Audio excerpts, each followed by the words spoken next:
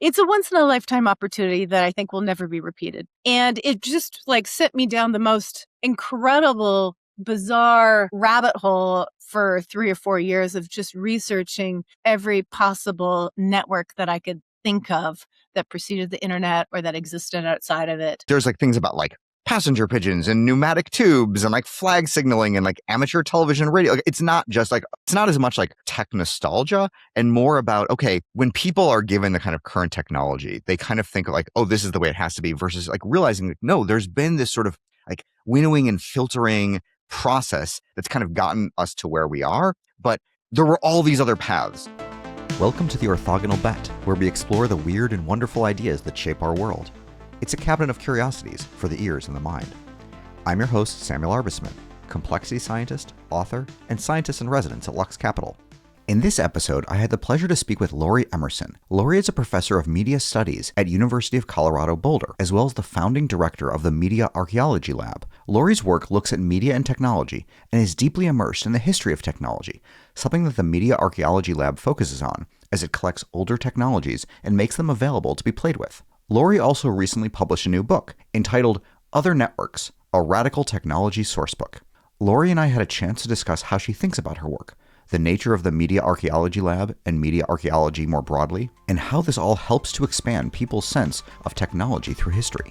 This conversation was so much fun, and I had a great time speaking with Lori. Let's begin. Lori, great to be chatting with you and welcome to the Orthogonal Bet. Thank you for having me. It's so good to see you, Sam. Yeah, this is exciting. Maybe the best place to start is with just maybe if you can explain kind of what it is you do and kind of how you got into it. And that is very broad, but you can feel free to take it whichever direction works best for you. Yeah, that sounds great. I am a professor of media studies at the University of Colorado Boulder, and I direct the Media Archaeology Lab. That description makes the most sense to people. Until about, I think it's been 2 years, I was actually in the English department here and also in a PhD program called Intermediate Arts Writing Performance. And that was a lot more difficult for people to understand why I was in those departments, because my background is in experimental poetry and poetics. And I've just had a interesting life where I've had the opportunity to just pursue whatever things emerge in my life that seem to be interesting. And that's turned out to be the history of technology. And these days, especially the history of networks outside of or before the internet.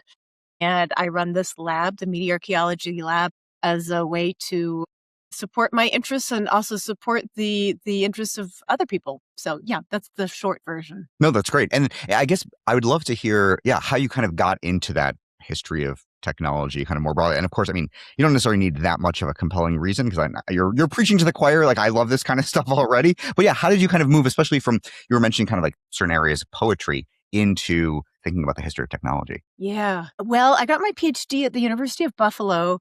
And at that time, it was the place in the English-speaking world to do experimental poetry and poetics. And the poetics program there that was in the English department was really invested in thinking about the materiality of language. And so there was a lot of activity going on with small presses and zines and sound poetry and visual poetry, concrete poetry, and starting around 2000, digital poetry. And those were the things that always interested me. And when I got the job here at the University of Colorado in 2008, I had the chance to start up a lab. And I think that they thought it would be like a normal lab with computers that English majors would use to write essays. And instead, I decided to start up a lab full of Apple IIe computers. There were about 15 of them, and they all ran Apple Basic. And I had 15 copies of one of the earliest kinetic digital poems by a Canadian poet named B.P. Nicol. And the piece was called First Screening. And I just gave students the opportunity to use the original hardware and software that this poem was meant to be viewed on, that it was written on. And it was interesting. And then at some point I was like, we should try getting some Commodore 64s just to compare. And that was really the beginning of the end. And then I just started making friends with eBay sellers and people on Craigslist who would ship me their collections of computers to share with students. And I think combined also with being on Twitter in an era where Twitter was a wonderful, productive, exciting, fun place to be, people on Twitter also helped me realize what a interesting, potentially valuable endeavor it was to have a lab like this. So yeah, that's how it all started. Amazing. And so, and I want to talk more about how the collection has grown and kind of what it, and there's a lot of great things inside it. But digital poetry, like what exactly is that, and what does it consist of? What does it not consist of? And like, how would you kind of describe that? It's very undefinable, which is probably why I don't work on it so much anymore. But I mean, back in the day, I would say it's poetry that was written to take advantage of the affordances of the digital computer. And I think that continues to be really difficult for people to understand and appreciate, because my belief is that the entire genre of poetry has been built up around the technology of the book and the page. And so once it moves into the realm of the screen and involves software or algorithms or the web, it really doesn't look like poetry anymore. And it starts to look like art that leans heavily on text. Yeah. And then related to that, I mean, is there something to be said? I don't know if people study this, of like how, I mean, you mentioned in poetry, it's very text and kind of book based and paper based, but I imagine there's, even if the final product is in a book or on paper, presumably, maybe I'm wrong, but there's something to be said for the different tools that people have used in creating that. So like, for example, I mean, there's a lot of people who have studied like how word processors have changed how we think about writing. I don't know if that is as strong in the world of poetry, but like, is that something that people study as well? There are some people who study it. And I think you're pointing to a big reason why I left literature as a field, because my sense is that literature is still very invested in close reading, and it's less able to attend to the material underpinnings of how literature was created. There are more and more people doing that kind of work, but I think by and large, it is still a discipline shaped around close reading. And I think with the help of me learning about this field called media archaeology and a media theorist by the name of Frederick Kittler, I really started to understand that, to me, the media, the infrastructure underlying how something is created has a determining effect on what is produced, and that you really can't just close read without attending to how the text was produced. Okay. Yeah, because I know that, at least in my own experience, like the tools that I use in writing and researching, that has a really big effect on the kinds of things that I can create and research and understand. I mean, so for example, I guess all of my books have been written kind of in the era of the internet and the web, but like if I were to have written those books well before that, I would have had to go physically to libraries much more often. It probably would change kind of the kinds of things I would include. I imagine also there's like the whole space of like tools for thought and note-taking tools that also affects kind of how we write, the ability to kind of move things around and cut and paste. Yeah, these things really affect kind of even how you think about the kinds of text that you're creating. I imagine people just were kind of like, oh yeah, this is good enough, probably far earlier in the writing process back in the day without some of these things. Is that part of, I guess, the field of media archaeology, is kind of like trying to actually surface some of those kinds of things? Yes, I think very much so. I mean, the great thing about media archaeology is that it's very heterogeneous field, and it means a lot of different things to a lot of different people. But one part of it is about excavating forgotten or just past technologies and trying to remember how they work and try to think about how they might help us again now or in the future. And so, especially these days, in the age where AI is invading almost every aspect of higher education, I guess I'm like ambivalent about whether people in the corporate world want to use AI. But in the realm of higher education, it's, I think, extremely problematic. And so a lot of the classes that I teach involve, like, I'll lug in 3 or 4 typewriters, come to class. It's a good thing I'm going to the gym these days. I have these 18, 19, 20-year-olds use typewriters in class, or I make them handwrite and I make them think about, like, what's happening? What's happening to your thinking, your ability to concentrate, your ability to analyze when you're using these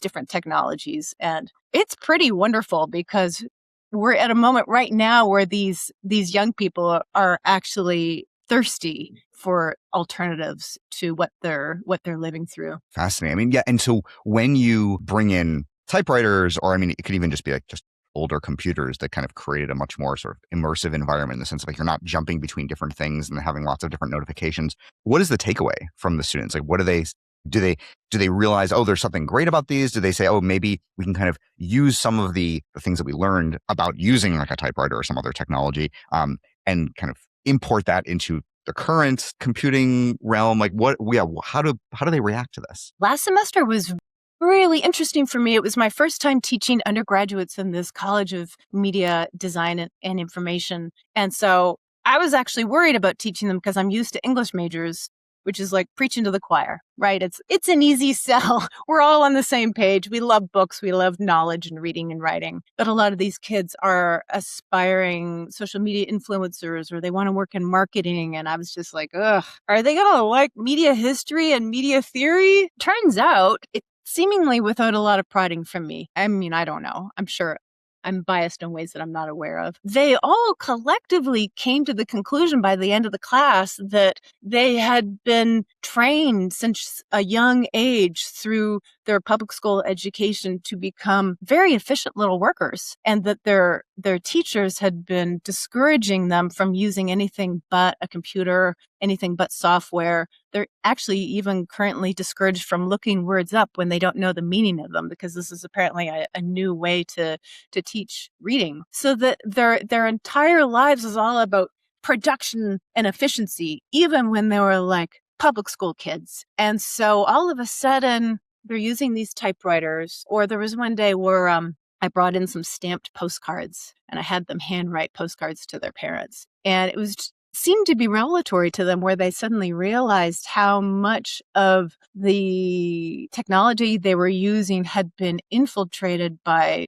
sort of late capitalist values, I guess. How all this like one big package, and it's not just simply a matter of like, oh, you write differently when you use a typer. It's that there's an entirely different worldview embedded into that piece of technology that could make it possible for them to slow down, be more introspective, be more creative. And one kid, snowboarder from Crested Butte, stopped one day and said, "Professor, I really feel like my mental health would be a lot better if I were using these tools instead of this smartphone." And I couldn't help but to agree with him. Yeah. Yeah. No, I mean, and related to this, I mean, I definitely feel a lot of the same kinds of things. And like, I mean, there's obviously many good aspects of some of the newer technologies, but of course it's like, it's not all unalloyed good. And I'm certainly prone to like a certain amount of like tech nostalgia of like, oh yeah, like back in the day, these things were simpler and they were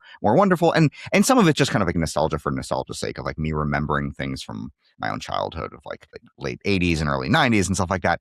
But I also think that there's something to be said for like trying to look, and it doesn't necessarily need to mean that like, oh, there's a single time period that was like the best. It could be, you can kind of pick and choose from lots of different time periods. But like, have you in your own work or in teaching this to lots of different students found that a certain time frame of technology like resonates more with certain students than others, or with different people? Great question. I mean, probably the early to mid 80s, but really it seems to me that anything produced before the era of black boxing and planned obsolescence in computing seems to thrill people, because I've seen people just like lose their marbles when they get a chance to use our Edison Diamond Disc phonograph player that works by hand crank and no electricity. So that's from 1912. And that seems to be just as exciting and thrilling to people as using a Vectrex game console from 1984. Yeah. Okay. So just like things that are maybe, right, like you can kind of peek under the hood or feel like you have more of a stake in them, as opposed to kind of like being given it as like, oh, this is the thing. You have no agency or control or any sort of stake in it. It's more just like this is. Yeah, that's well put.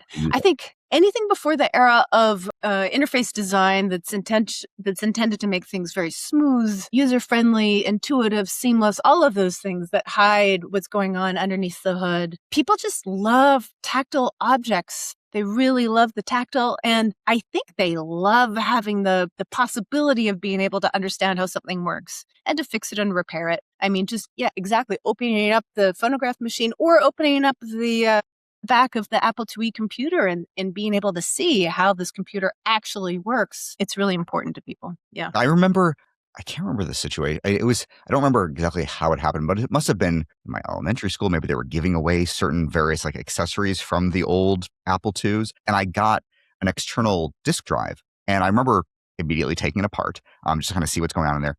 And it was one of these things where it's obviously mechanical, but it wasn't as like electronic as kind of even things that are mechanical now. And so I could like play with, I remember there was one part inside it that must have had some insane ball bearings where I could spin it and this thing would spin for possibly minutes. And it was just unbelievable to see like the machined capacity of some of these things. And and you really can't do that with computers nowadays. Like everything is just not at very all. hard to open, or even when you open it, you're not really going to gain that much insight. Yeah, exactly. Everything is too tiny, too small, too hermetically sealed, and you void the warranty. So you got to be willing to potentially lose a couple $1,000s with your tinkering. So, and related to kind of like the tinkering and maintaining things, I mean, you're in the Media Archaeology Lab. Like, there's a very large collection. Maybe you can kind of talk about the different computers, but also what is the process? And maybe it's easier because they're older, but what is the process of maintaining these machines? Because the goal is to make them interactive and usable, not just like, well, here's a really cool machine that looks nice and sits on a shelf. No, the idea is to really play with it and see kind of how it does its thing. It's very difficult. I'll say that. On any given day, it feels like 50% of the collection is not working. But then the next day, it's like, oh, it magically works again. All good. So you have to be really adaptive and easygoing, which I am not always good at being. And I think I've also come to realize that no matter how much funding the lab gets, that no amount of labor will ever be enough to be able to have the skills and the knowledge to fix all these things. So we do rely heavily on volunteers, on just like soliciting help from the public constantly, so that now sometimes we'll even ship a computer away to somebody. Like we found somebody in Fort Collins, actually, whose specialty is fixing Nextcube computers. And so we were able to ship the computer to him and he fixed it. He shipped it back and he did it all for free because he just loves to do this sort of thing, which is really great. So yeah, it's an ongoing process of being creative and relying on sometimes international community of people who have the expertise and the skills that we need to keep things working. Are the people part of this community, are they ones who use these machines when they were younger, or are they just really into them and like learn? And because I mean, I can see some people for like various Next machines being like, oh yeah, I used this several decades ago. I'm familiar with them. I kind of know all of their weird idiosyncrasies. And then other people who just really get into this and realize, and it could be like the same kind of thing like your students, they realize that there's something special about these older technologies and they're the ones doing it. And I imagine it's probably a blend of the kinds of people, but it is a blend. Yeah, exactly. For a long time, it was only the former, and there'd be people, that live in the Denver, Boulder area who work in the tech industry who are looking to volunteer their time to something that they feel is meaningful. And those people are usually like of my generation, they're in their late 40s, 50s, sometimes 60s. But, now we've got like this dedicated cohort, for example, of high school students that come in once a week. These beautiful high school students come in once a week and they work with Libby, and she just like puts them to work. And they've figured out how to 3D print parts for the phonograph player, and they've learned how to clean and repair typewriters, and they're working on making radio antennas. And it's starting to sound like they want to go on to college to learn more about how to do these sorts of things. So yeah, happily, it's just like a wide swath of people. Yeah. And what is the profile of, especially like the high school students who get into this? Is there a certain type of person who just loves playing with old computing? Or is it really just like you kind of just get bitten by the bug and then you're in? I think you just get bitten by the bug. And I have noticed, and I don't know whether this is Libby, whether it's me, whether it's like the ethos of the lab, but we do have a lot of queer young people that become attracted to fiddling around in the lab. I don't know why that is, but it's beautiful. Okay, so going back to like the lab, it's like the lab itself. And so you started with the Apple IIes, and then and then you said Commodore 64. And then at this point, you said that you have something from 1912. Like, what is kind of the sheer variety and range of the collection at this point? Sam, it's painful because it keeps growing, and there's really a limit on the amount of space that we have. But the way we've been able to work around it is that we quietly commandeer like little pockets of space around campus. And so we're calling them mal nodes. So there's main mal, and then we've got like 3 little nodes across campus where we like stuff yet more things. The range of things that we collect depends on what's given to us, and it depends on Libby's and I's current obsessions. And so in the last couple of years, it's been radio, anything related to networks, networking. And the handy thing about radio is that the equipment's pretty small and it works with the electromagnetic spectrum, which is also invisible. So that's very handy. But yeah, I mean, we've got mechanical calculators, all kinds of radio equipment, even going back to the early 20th century. But probably, if I had to put a time frame on it, we've got things from the late 19th century through to about, I don't know, the early 2000s. Anything older than 2010 is just too darn difficult to maintain. And we don't have the patience or the desire to be constantly dealing with software updates. Yeah, dealing with these black box machines. Yeah. Interesting. And so the Media Archaeology Lab has a lot of stuff. Full disclosure, I'm an advisor as well. But there are other groups that kind of do somewhat similar kinds of things. Like, what is the landscape of labs in this kind of space? Like, I feel like each one kind of is somewhat distinctive, but there are other groups and people trying to do these kinds of things. There are. And I think what I've come to understand is that they're all very context specific. So we get a lot of inquiries from people who say, I want to start up a media archaeology lab. Can you give me advice? And usually my advice is like, well, it's entirely dependent on what is your university campus like? What is the local demographic of people available who might support this or not? And it can even be about geography. So it's all very, very highly context specific, I think. And I could be mistaken, but I still to this day don't know of any other entity like the Media Archaeology Lab in the world. And what makes the MAL particularly unique is the way we are so open. We're so open, I think. So it's really not a university project. It's entirely open to high school students, members of the public, senior citizens groups, tourists, families, parents of students, artists, all kinds of people, whereas nearly all other labs, they're forced to be much more smaller and circumspect and dedicated to more obvious, I suppose, deliverables. We've been really lucky in having a lot of external donors support our work and let us just do whatever we want, which is what's turned the MAL into the great place that it is. Amazing. And yeah, and then how has the university responded to the lab like kind of over the years? Was it initially, this is kind of a fun, weird thing, and then, as long as you kind of bring in external funding, we don't really care what you're doing? Has there been pushback at various points, especially since you're kind of opening to the broader community? Yeah, how has that been? It's been interesting, Sam, and I think the fact that I'm not a terribly intimidating presence, and I was in English for a long time, doing seemingly weird things,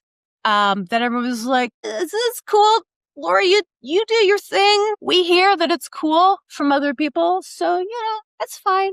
And it took I don't know, a decade before I finally could convince the university to try to give me some more substantial support because of all of the international attention that we had been getting for many, many years. But you know what? Being overlooked in that way, it turned out to be just the best thing possible because we were able to do all of these cool things that nobody was paying attention to.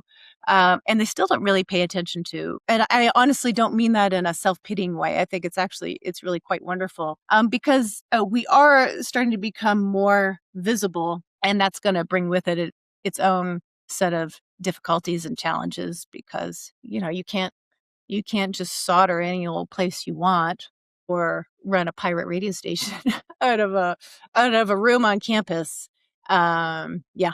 And so, it's good to kind of, fly under the radar, but were there certain things or certain people that you were able to get buy-in from early enough on that kind of gave you that flexibility? Or is it the kind of thing where, because you were in the English department, then there's also kind of the, these more kind of interdisciplinary media groups and people at University of Colorado that kind of allow people to kind of understand this? Was there certain deans that kind of bought into it and said, kind of go off and do your thing? Yeah, I appreciate you trying to probe a little deeper into this. To be honest, I think the first person to really make a substantial difference with us was a staff person who worked in the English department. And she ran the front desk, and she just had an appreciation for what the MAL was trying to do. And she orchestrated this space swap. So in the space that we're currently in, there used to be a journal there. And the journal did not need 1,100 square feet. There was just like some random desks and piles of paper and books and so on. So she's the one that really made it possible for the lab to be what it is. It did not happen through any administrators, chairs, deans. It was a staff person.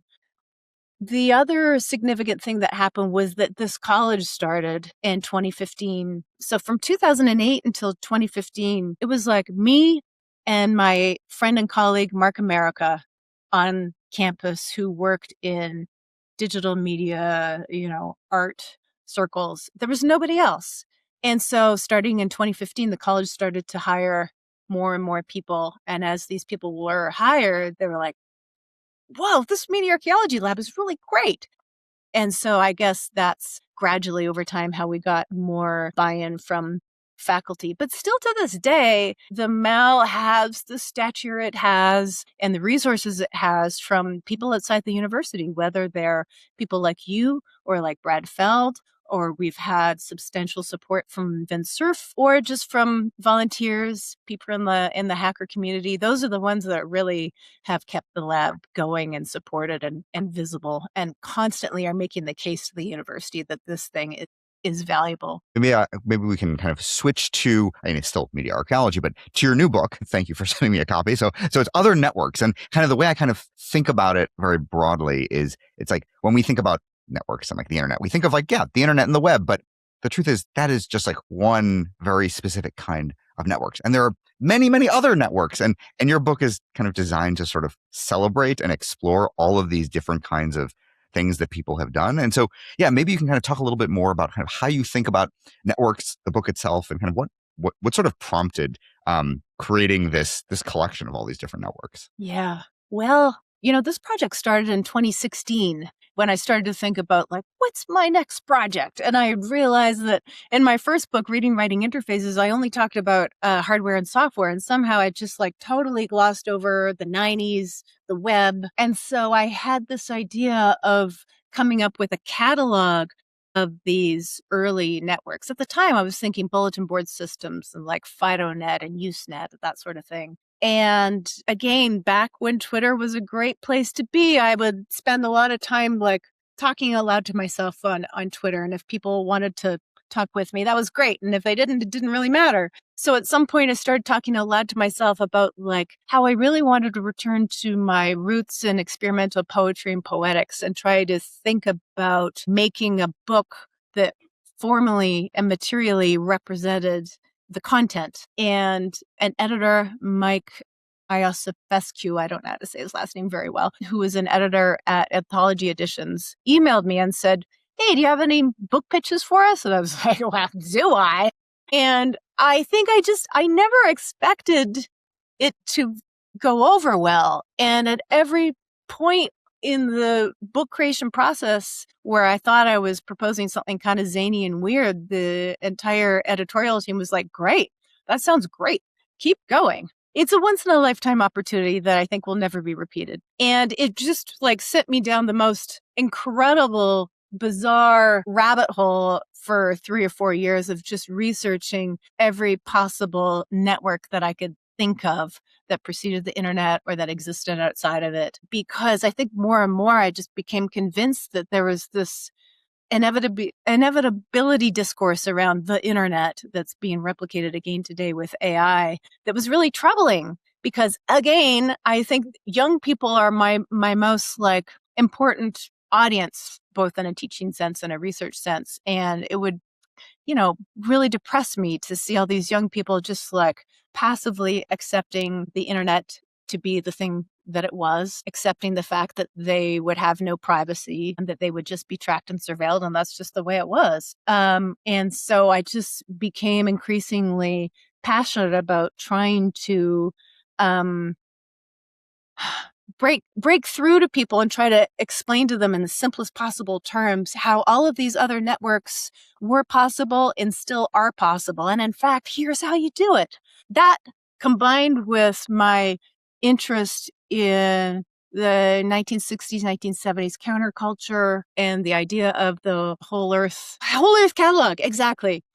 But my dislike of how male dominated it was, and also how all of the rhetoric around the Whole Earth Network and Stuart Brand did end up kind of producing kind of a problematic discourse in the 1990s. So I wanted to try to create a book that was in the spirit of the Whole Earth Network, but that was more inclusive, creative, included a lot more women, was international, ideally included people of color. And yeah, I think that's pretty much the genesis of the book. And when you look at the book, and I have it right here for those on video, they can see it. And it's very broad. Like there's like things about like passenger pigeons and pneumatic tubes and like flag signaling and like amateur television radio. Like, it's not just like, here's some, right. It's not just like bulletin board systems and a couple kind of like computing adjacent things. Like, but it also includes like even ideas that were proposed that never quite actually became reality. So like, and was like Ted Nelson's Xanadu, and then like the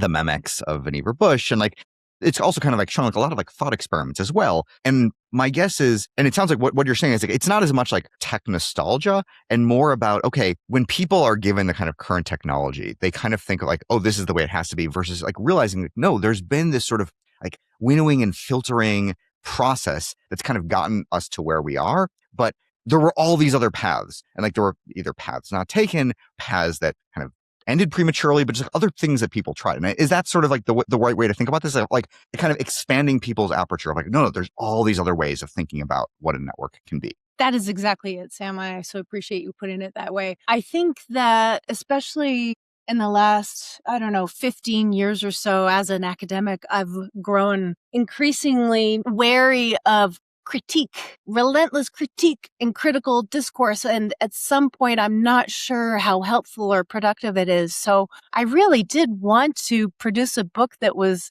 relentlessly joyful and optimistic, and hopefully pave the road for people to think imaginatively about alternative futures. So yes, I really took the term source book quite literally. I'm hoping that it will be a source book for people to make their own networks, do their own research, come up with other interesting, weird networks for the future. And I love this idea of like celebratory rather than critique. It's kind of this way of like, yeah, just here's all these different things and you can disagree with them, but at least here's something to kind of work with as raw materials.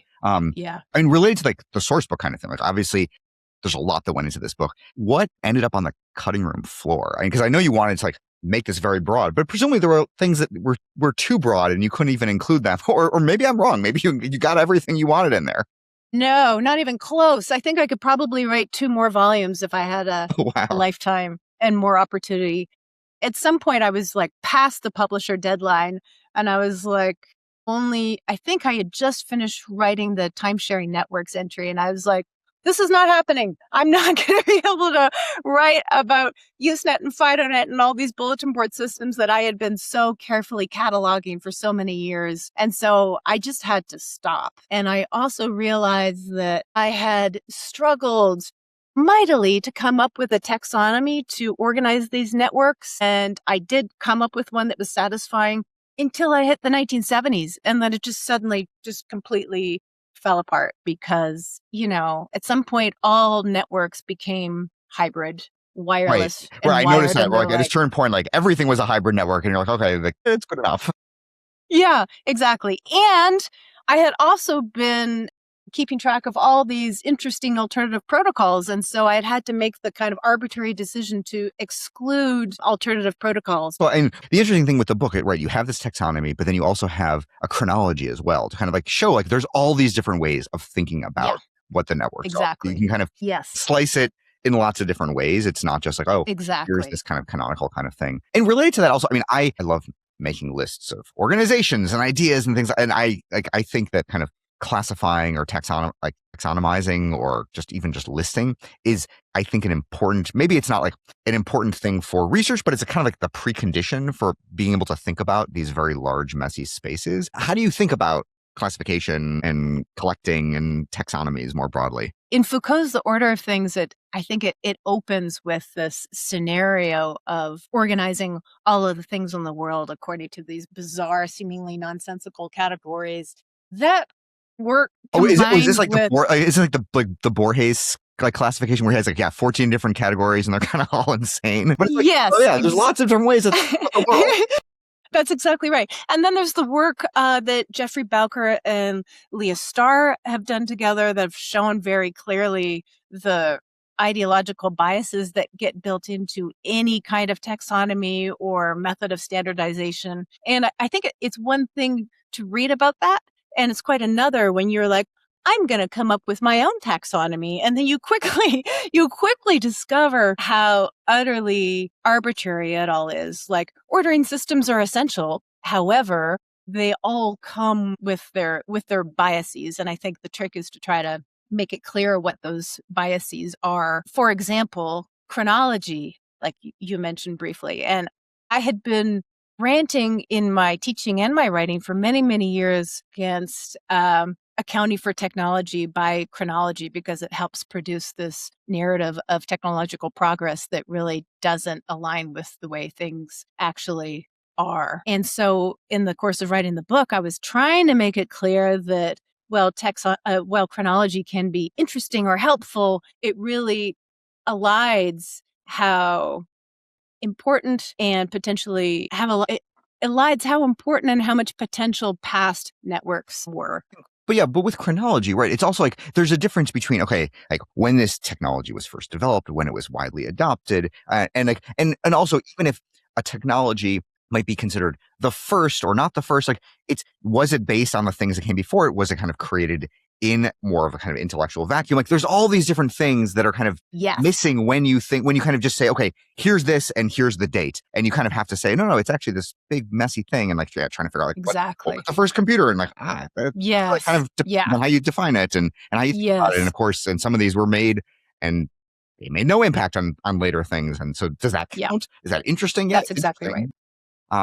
It's radio was a great example of that. That once I looked into it, I realized how utterly arbitrary it is that we have said that, radio was invented in this year by this person, because then you start to realize, well, actually there were all of these other experiments with the electromagnetic spectrum preceding that. So what is your definition of communication? Can you just communicate a sound? And what is your definition of a network over what distance? Can it just be across a room, or does it need to be 20 meters, or what is it exactly? So there are parts in the book where I have rewritten conventional history, and I keep waiting for somebody to get very upset with me. It hasn't happened yet. Well, I'm not aware of it. I think, right, like it's good to have those kind of provocations, because I think like every history of technology, there's often like this deep prehistory as well, like seeing kind of where the things came together, how we think about it, where we choose to make that like, okay, this is the new thing. No, I love that.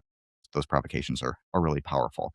I guess going back to kind of like the most traditional network that we think of, like the internet, even though it's not really traditional, like it's fairly radically new as opposed to like a lot of things you talk about, and even just kind of more technology more broadly when we're talking about tech nostalgia and tech history. What was for you personally? Like, what has been kind of your personal tech trajectory? I mean, because you mentioned that in terms of like your own work and research, you kind of got into this kind of digital poetry space and began looking at some of these older works and then kind of wanted to use older computers. And what was the technological experience for yourself and like computing experience? Like kind of what did you come up with? Or was it one of these things where you kind of came to some of this later in life? Well, I try to make it clear to people what it means to have been born in 1974 and grow up on Vancouver Island, outside of Victoria, which is the main city on the island, as a girl. It was my childhood was so utterly gendered. So I was never encouraged or taught how to use computers or technology or how to build things or how to understand how things work at all. In fact, I didn't start using a computer until maybe the mid-90s, after I had this nun professor in her 70s say to me very gently, you know, you can use a computer instead of a typewriter. And I was like, okay, I guess I can. And then I think I was using like an IBM 5150 in my parents' basement throughout the 90s, like command line, for God's sake. So it's hard for me to understand how I've come from there to here, but it's possible that I just have always had an innate curiosity about how things work. My grandfather was, he lived until he was 103. He just passed away a few months ago, and he was a lifelong tinkerer. He ran a radio station. He used a computer long before anyone else in our family, and he knew how to fix his computer. He knew how to fix his car. And I was very close with my grandfather. And so part of me wonders whether there's like a little bit of genetic DNA that got passed down from him to me. And perhaps I just have like a lifelong irritation with the fact that I was not given access to this knowledge or these opportunities for so long that now I'm just like absolutely hell-bent on figuring out how things work. And my latest obsession is with radio. And I really believe that radio is the future. And I'm really dedicated to trying to get young people, women, people of color, queer people on the radio, because I think it just has tremendous untapped potential. And these people have been excluded, actively excluded from radio since its origins in the early 20th century. And I have to say one more thing, that whenever I write online about radio, I am positively shocked at the policing that emerges from dudes around the world who like to fearmonger about using radio and how, you have to be careful or you're going to get arrested, or this is illegal or that is illegal. And I think radio is still the last bastion of like patriarchal expertise. And I am determined to break down that barrier and take it over. I love that. So yeah, so your tech history has been basically like exclusion and I'll show you, and like so, pretty much. I love that. Well, the chip on my shoulder keeps me alive. No, that's good. It's like, yeah, you kind of constantly want to learn all these new things. But just related to radio, like when you say radio is the future, I hear that and I think, oh wow, like I've never heard that sentence uttered before. What does that mean? Well, I think I'm just so in love with the fact that radio exists because of a natural resource. That's incredible to me. It's because it runs on a natural resource that we all as human beings have a right to and have access to. And that is utterly different than wired technologies that now we're in a position where we need these massive global conglomerates to pay for the infrastructure, so that we've got wired technologies running under the ocean floor and that can span the entire globe. But I mean, we could just harness radio for ourselves and do the same thing. Yeah. And I love the fact that radio is generally small. It can be local.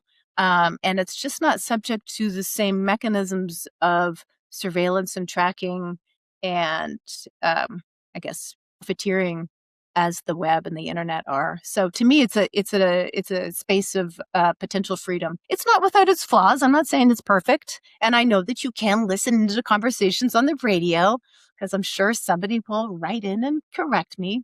But yeah, it's still untapped, I think. Yeah, well, and I think there's also something to be said for, I mean, I think about this just kind of in the current tech world, like even aside from kind of thinking about radio more broadly, is that it's so easy to kind of create technologies that are, I guess, not really human scale. And like, I feel like that's kind of the trend for a lot of these things, and trying to kind of push back and say, okay, how can we make things a little bit more human scale and a little bit more decentralized?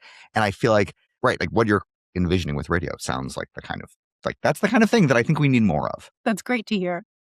And so I guess, and one last thing I want to ask you about. So in the book, Other Networks, you give, so in addition to kind of explaining all these different technologies and networks and approaches, you also show a lot about how artists were using these. Because and I feel like, and other people have talked about this, of like artists kind of experimenting with technologies very early on and kind of like bending them and stretching them in interesting ways. Is that a true like underlying current of all technological development that like it's always been gone hand in hand with like artists kind of experimenting and stretching these things and playing with them? Or is that something that you're trying to highlight and show that we need more of?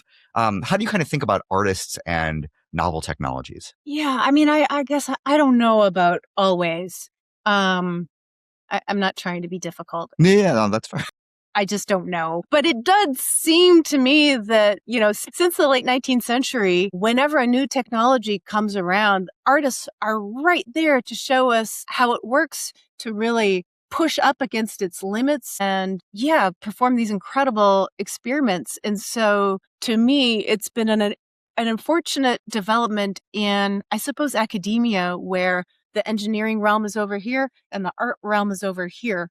And so a lot of the work that I do is about putting those two groups of people back into conversation again, because it's so clear to me that artists are engineers and engineers are often also artists, and that we need both of them to be in conversation with each other in order to show us the potential with technologies. And to me, that continues to be the case. I mean, artists are doing really amazing, interesting things today with radio, with Bluetooth, with AI, with all kinds of things. Love this. Yeah, we've actually, and on the podcast, we've actually spoken to a number of people around kind of like the poetic web and like just doing kind of weird experiments in HTML and online. Yeah.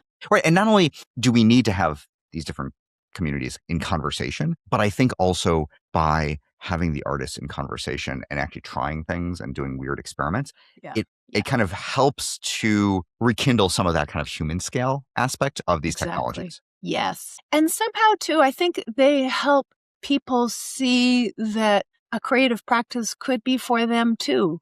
Because I did notice with this undergraduate class I was telling you about, I kept trying to encourage them to do art projects or be creative, and they clearly really didn't understand what that meant. And they had very limited ability to do anything unusual or with any piece of technology. And so I guess my hope is always that artists keep showing us, hey, why don't you just try this over and over and over again, that it will help to empower people to not only be tinkerers and to understand how things work, but also to do like creative interventions. Love that. That is a very hopeful message and probably the perfect way to end. So Lori, thank you so much for taking the time to chat. This is amazing. Thank you, Sam. It was really fun.